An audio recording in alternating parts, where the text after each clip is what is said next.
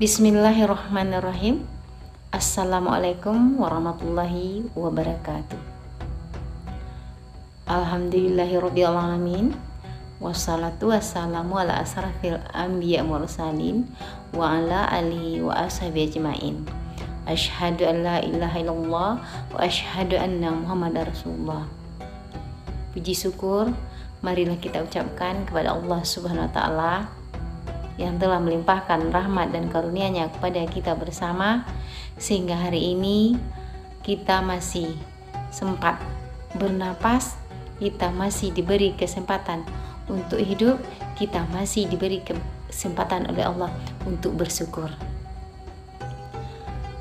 Selanjutnya, salawat dan salam kita kirimkan kepada junjungan kita Nabi Muhammad SAW yang telah membawa kita dari alam yang tidak berakhlak sama sekali kepada alam yang berakhlak mulia seperti yang sama-sama kita rasakan saat ini.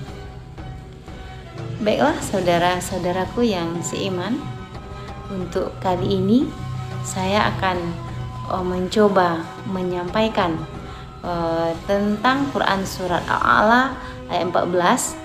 Di sana terdapat orang-orang yang beruntung di sisi Allah Subhanahu wa taala.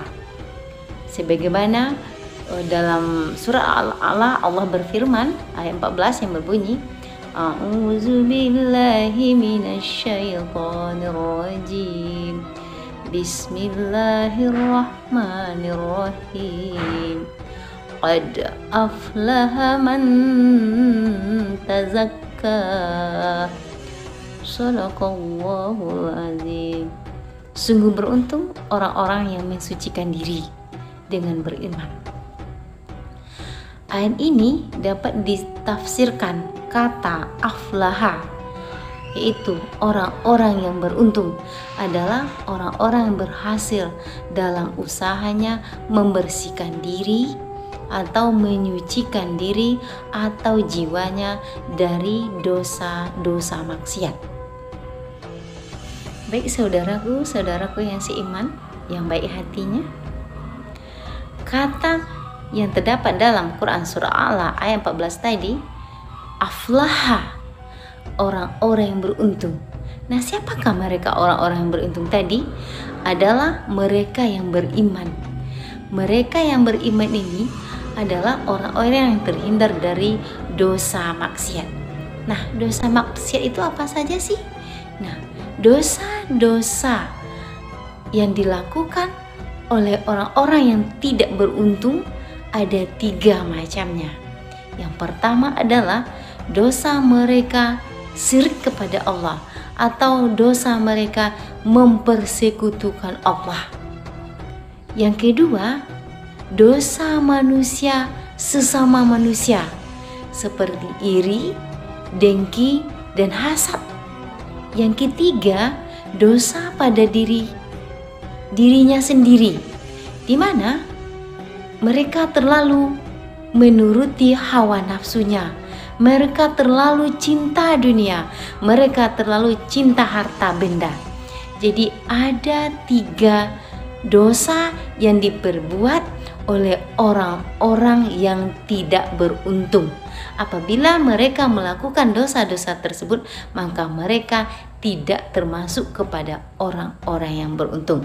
Sebaliknya, apabila mereka tidak melaksanakan dosa-dosa tersebut, seperti tidak mempersekutukan Allah, tidak berbuat iri atau dengki atau hasad kepada sesama, tidak terlalu cinta dunia atau harta, nah ini adalah orang-orang yang beruntung. Untuk mencapai semua itu dengan apakah? Nah, ini jawabannya. Baiklah saudaraku yang seiman, yang baik hatinya, kita lanjutkan membaca Quran surah Al-A'la ayat 15 yang berbunyi, A'udzu billahi minasyaitonir rajim. Bismillahirrahmanirrahim. Wa zakara asma rabbihi fasalla, dan mengingat Tuhannya lalu dia sholat. ikhtiar kita untuk mensucikan diri, untuk membersihkan jiwa kita adalah dengan cara mengingat Allah, dengan cara berzikir dimanapun kita berada. Dengan cara berzikir dimanapun kita berada akan mampu, akan bisa mengendalikan perilaku kita dari hal-hal yang negatif. Selain itu, kita juga menjalankan sholat 5 waktu sehari semalam atau sholat sunat lainnya.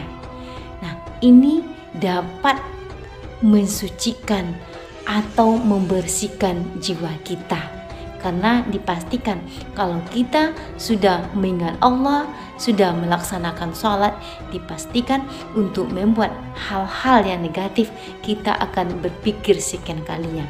Tapi kalau ada orang yang sholat tapi dia masih berbuat maksiat, dipertanyakan bagaimana caranya dia melaksanakan sholat.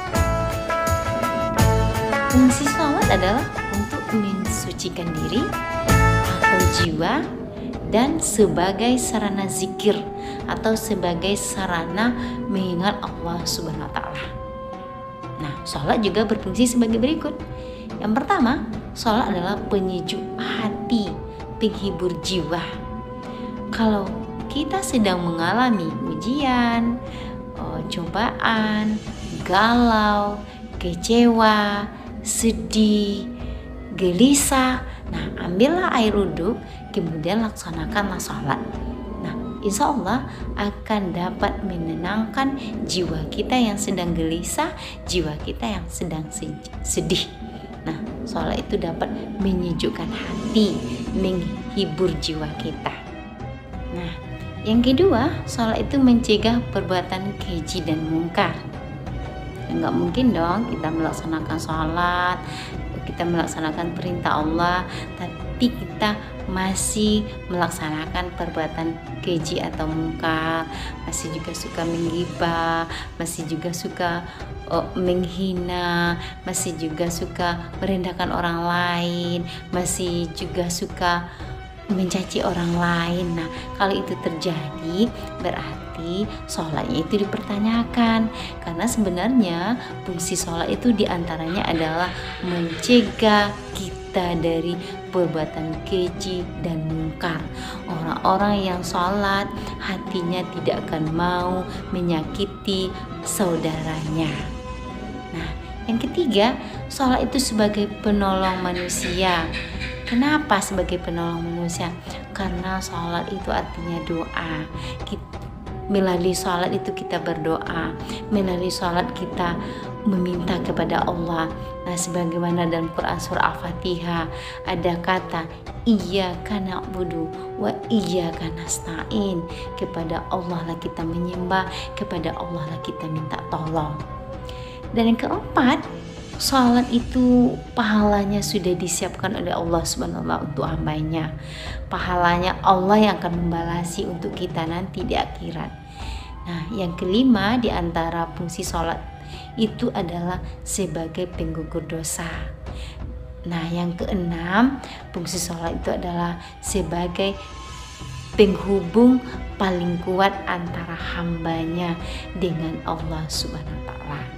Nah, jadi di antara orang-orang yang beruntung tadi, mereka melaksanakan sholat, mengingat Allah Subhanahu wa Ta'ala di mana saja mereka berada. Baiklah saudara-saudaraku yang seiman dan yang baik hatinya, mungkin untuk kali ini hanya ini yang dapat saya sampaikan. Saya ambil kesimpulannya bahwa orang-orang yang beruntung itu adalah orang-orang yang berusaha mensucikan dirinya, mensucikan jiwanya dengan cara meninggalkan semua larangan Allah dan mengerjakan semua perintah Allah. Terima kasih banyak atas perhatiannya. Saya ucapkan Assalamualaikum warahmatullahi wabarakatuh.